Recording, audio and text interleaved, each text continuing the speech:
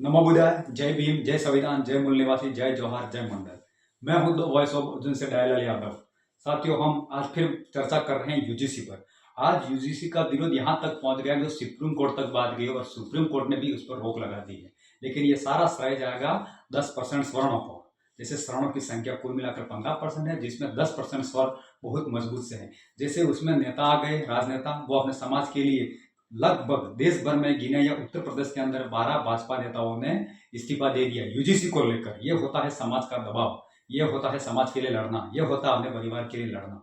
और उसके अलावा जो जितने भी नेशनल मीडिया है, जो पत्रकार हैं मनु मीडिया में, उन लोगों ने सब यूजीसी पर मोर्चा खोल दिया, वो खुल के बात कर रहे हैं। और इससे फिर नीचे तीसरे स्थान पर देखा जाए तो बाबा, जिन्हें संत गुरु, जगत गुरु, आचार्य, परमहंस जैसे भी कहते हैं हम, उन लोगों ने भी यहाँ पर भी चर्चा शुरू कर दी है। अब बात यह है कि 75% एसटी, एससी, ओबीसी, दलित, आदिवासी, पिछड़े की संख्या 75% है। इसमें से मुश्किल से 10 या 15% लोग आवाज उठा रहे, 50% मुख दर्शक बन के देख रहे। जब स्वर्ण समाज के पूरी लॉबी उनके supreme court, high court, lower court, कार्यपालिका, विधायिका, न्यायपालिका, मीडिया, बिजनेस, सिनेमा, खेल में सारे तरफ से उनका 90% से ज्यादा उनका कब्जा है और वो सब लोग रोड पर आ चुके हैं। आज वो सोशल मीडिया के द्वारा सरकार को झुका रहे और समझो तो एक तरफ से सरकार का दबाव बना भी लिया।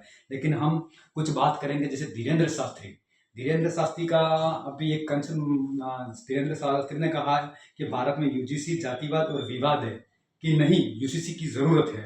अब उन्हें यूनिफॉर्म सिविल कोड, यानी कि उनके टारगेट में मुस्लिम सबसे ज्यादा है। उन्होंने एक बयान में पहले भी कहा था कि तिरंगे के अंदर चांद नजर आएगा, यानी कि वो सीधा आम तौर पर मुसलमान को टारगेट कर रहे हो, उन पर कोई कार्यवाही नहीं हो रही क्योंकि सरकार और सत्ता में उनके लोग बैठे हुए हैं।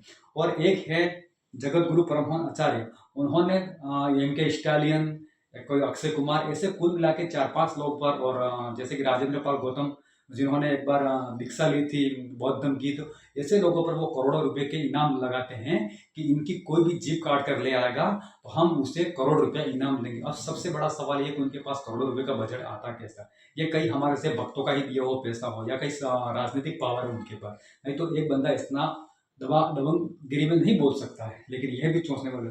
एक दूसरा जो कवि है कुमार विश्वास, जाने माने, और वो खुद कह रहे हैं कि मैं अभागा शरण हूँ। यूजीसी के नए नियम पर विवाद के बीच कुमार विश्वास की प्रतिक्रिया। अब कुमार विश्वास का कहना यह, कुमार विश्वास की 2 बेटियां हैं, 2 बेटे हैं, जिसमें एक बेटी का नाम है अग्रता शर्मा, यूनिवर्सिटी ऑफ बार्जिंग में बीएससी किया है, जो इंग्लैंड में है।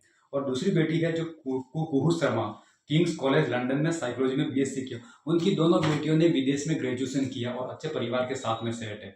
अब कुमार विश्वास को जब बात यूजीसी पर आई, दलित, आदिवासी, पिछड़े के हक अधिकार की बात आई, तब उन्होंने ऐसी प्रतिक्रिया किया। जब अभी कुछ समय पहले की बात है, भाजपा दलित पूर्व विधायक जो उनके पैर धो रहे थे और चरणामृत ले रहे थे, तब कुमार विश्वास को बहुत अपने आप को गर्व हुआ कि मैं जात का ब्राह्मण हूं और एक दलित मेरा पैर धोकर पी रहा है ये। और जब बात दलित के अधिकार की आई तो तब उन्होंने अभागा बोल दिया। जब ये बात उनको समझ में, सबसे पहला शोषण तो कुमार विश्वास ने किया।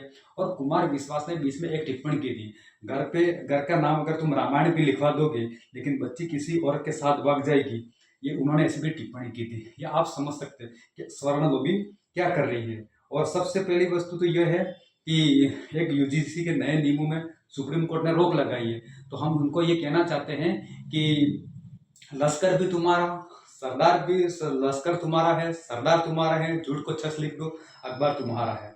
अब एक यूट्यूबर है अजित भारती, शिक्षा मंत्री धर्मेंद्र प्रधान को बोले अपशब्द, कहा मोदी जी ऐसे निकम्मे नाकारा मंत्री को लात मारकर तुरंत बाहर निकाल। अब ऐसे एक यूट्यूबर पत्रकार पर इतना पावर कहां से आता? ये सोचने वाली बात है। या तो उसके कुछ संगठनों से पावर आता होगा या कोई राजनीतिक पावर। धर्मेंद्र प्रधान जी ने एक शिक्षा मंत्री होने के नाते एक डेटा दिया था, 122 छात्रों ने आत्महत्या की है, तो उसी के हिसाब से यूजीसी का कानून बना था। और कानून में यही लिखा था जो अत्याचार शोषण कर रहा है उस पर कार्रवाई होनी चाहिए। जैसे कि रोहित वेमुला, पायल तड़वी है, दर्शन सोलंकी है, एम श्रीकांत है, और अनेक सारे लोगों ने, हमारे बच्चों ने आत्महत्या की है। जो उस पर कानून बन रहा था तो ये देर धड़ाक अपने बस सवाल रख रहे। और सुप्रीम कोर्ट यूजीसी के लिए रोक लगे और सीजीआई बोले इससे समाज में विभाजन होगा और नतीरात्मक नतीजे खतरनाक होंगे। अब सीजीआई जो supreme court chief justice of India, इस सुप्रीम कोर्ट न्यायालय कि माननीय जज साहब है वो ऐसी प्रक्रिया जब 84,000 केस पेंडिंग में पड़े हैं आज तक उनका कोई रिसोल्व नहीं होता। जब बाबा को हर 6 महीने में पैरोल और बलात्कारी को सजा रिहाई मिल जाती है, जबकि 84,000 केस पेंडिंग पड़े हैं उन पे कोई अभी तक निपटारा नहीं हो रहा। जब कोई भी दलित आदिवासी पिछड़ों के हक की बात आती है तो सबसे पहले ये फैसला करता है, क्योंकि भारत में 78% सवर्णों का कब्जा है हाई कोर्ट में और लोअर कोर्ट और मिडिल, ताकि हम लोगों को जवाब नहीं मिला। उसके अलावा आज तो खुलकर लोग सामने आ रहे हैं और खुलकर ये बात रख रहे हैं कि समाज के प्रति क्या है। अब दूसरी बात आ रही है कि वो राम प्रदाचार्य हैं जो आंखों से नेत्रहीन है, वो देख तो पाते नहीं है, लेकिन वो हर समय कोई ना कोई प्रक्रिया लाते हैं। कोई नीच है, कोई ऊंच है। अब उन्होंने भी एक प्रक्रिया दी है, यूजीसी से ब्राह्मणों के ऊपर कोई प्रभाव नहीं पड़ेगा, क्योंकि जाट उखाड़ने से मुर्दा हल्का नहीं होता, ब्राह्मण देवता होते। ये भी राम भद्राचार्य के थे, क्योंकि उनको कुदरत ने बचपन से ही आंखें दी नहीं है। वो आंखों से नहीं देख रहे तो इतना हंगामा बचा रहे, उनको जब आंखें देंगे तो क्या करेंगे। यानी कि हमारा दुश्मन बिल्कुल मुसलमान, सिख, ईसाई, पारसी, बौद्ध नहीं हो। हमारा दुश्मन कौन है ये समझ।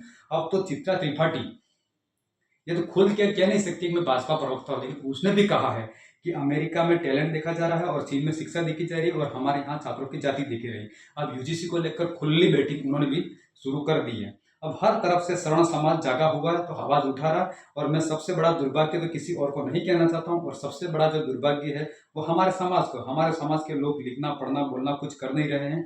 उसका फायदा सिर्फ उनका होता है, जैसे रूबिका लियाकत जी है और सुधीर चौधरी है, बड़े बड़े न्यूज एंकर सीधा मुद्दा यही चलाते हैं। अब यूजीसी ने एक ही फरमान जारी किया था कि 24 घंटे के अंदर मीटिंग होगी और कम से कम समय में वो हमें डेटा देना पड़ेगा। आज यूजीसी को लेकर वो लोग विपक्ष में खड़े होंगे। जब किसी निर्दोष की हत्या होती है, फांसी होती है, तब ये लोग नहीं बोलते हैं। जब उनके लिए कोई कानून बनता तो ये लोग सबसे पहले आगे होते हैं। लेकिन मुझे आज बड़े दुख के साथ कहना पड़ रहा है कि हमारे न जाने कितने संगठन बने हैं, कितनी पार्टियां बनी हैं, जितनी पार्टियां बनी है, जितने नेता हैं, उन स्वर्णों के कदमों में जाके बैठे, लेकिन अपने समाज की आवाज नहीं उठा रहे। और आज यही कुछ लोग 10% लोगों ने पूरा मीडिया हिला दिया, पूरे जितने उनके धर्म गुरु ने उन्हें पूरा मंच हिला दिया। और जितने भाजपा नेता है और खास करके सवर्णों ने तो अपने घर के आगे बोर्ड भी ये लगा दिया कि भाजपा को हम अगली बार वोट नहीं देंगे, उतना प्रेशर बता दिया। और भाजपा नेताओं ने अधिक से अधिक लोगों ने इस्तीफा दे दिया, क्योंकि उनके लिए समाज महत्वपूर्ण है, क्योंकि उन लोगों को देश पर कब्जा करना और उन लोगों को देश पर शासन चलाना। उनमें से एक भी व्यक्ति ऐसा नहीं है कि जो नहीं बोला हो। लेकिन अभागा दुर्भाग्य, हमारे लोग तो एक आदमी लिख रहा है तो दूसरा देख रहा है, वो टिप्पणी नहीं कर रहा, उस बात को चर्चा नहीं कर रहा, क्योंकि हमारे 75% समाज है लेकिन आगे लड़ने के लिए बिल्कुल ना के बराबर है। मुझे दुख के साथ कहना पड़ता है, क्योंकि जहाँ से जिस गांव से मैं आता हूँ, तो जिस क्षेत्र और जिस जिले और जिस तहसील ब्लॉक और गांव से आता हूँ, और जिस गांव से मैं अपने परिवार में रहता हूँ, वहाँ 40 घरे का परिवार है और किसी ने भी आज तक 8वीं से ज्यादा उत्तीर्ण नहीं की है। अब उनके माँ बापों को पता नहीं है यूजीसी क्या है। जब बच्चा सेकेंडरी हायर सेकेंडरी में जाएगा, फिर बैचलर डिग्री करेगा, मास्टर डिग्री करेगा, पीएचडी करेगा, तब उसे पता चलेगा। क्योंकि हमारे समाज में शिक्षा का महत्व बिल्कुल कम है। जो पढ़े लिखे नहीं बोल रहे, ये सबसे बड़ा दुर्भाग्य है। और बड़े दुख के साथ आज कहना पड़ रहा है 10% समाज जीत गया और 75% आज हार गया, क्योंकि आज भी सुप्रीम कोर्ट में न्याय नहीं मिल रहा है। 84,000 केस पेंडिंग। देश के जितने भी जेल हैं, सब जेलों के अंदर दलित आदिवासी पिछड़े के लोग भरे हुए पड़े हैं, क्योंकि उनके लिए कोई लड़ने वाला नहीं है। जितना नेता को वोट देकर आगे किया जाता है, लेकिन नेता वोट के बदले उन कदम मनोवादी के कदम में जाके बैठता है। बहुत दुर्भाग्य है, बहुत दुख होता, बहुत पीड़ा होती है। लेकिन हमें उम्मीद है कभी न कभी हमारा समाज लिखना पढ़ना करेगा, क्योंकि मैं खुद जानता हूँ कि मेरे फैमिली में अभी तक कोई कॉलेज में नहीं जा पाया। जो मेरा बच्चा खुद कॉलेज में गया तो मुझे पता चलता कि कॉलेज में क्या होता क्या नहीं होता, और बच्चा पढ़ लिख कर आगे बढ़े ये रहता। क्योंकि अभी तो हमारा शिक्षा से बहुत दूर है। सबसे निवेदन करना चाहता हूँ, धर्म की आस्था अपने हिसाब से ठीक है, लेकिन अपने बच्चों को जैसे आप पढ़ा रहे हो तो आपने कोई सपना तो देखा होगा कि 10वीं के बाद और 12वीं के बाद मेरा बच्चा क्या करेगा। यूजीसी में अच्छे से प्रावधान थे, नियम थे, उसको हटाया जा रहा है वापिस। क्योंकि आपका रोहित वेमुला फिर होंगे, पायल तड़वी फिर होंगे, क्योंकि जितने भी संवैधानिक पदों पर हैं वो कम लोगों का, जितने कम संख्या 10% लोगों का कब्जा है, वो हमारी बात कभी नहीं उठाएंगे और कभी नहीं उठाएंगे। बड़े दुख के बात कह रहा, इसलिए नमो बुद्धाय, जय भीम आप सभी को।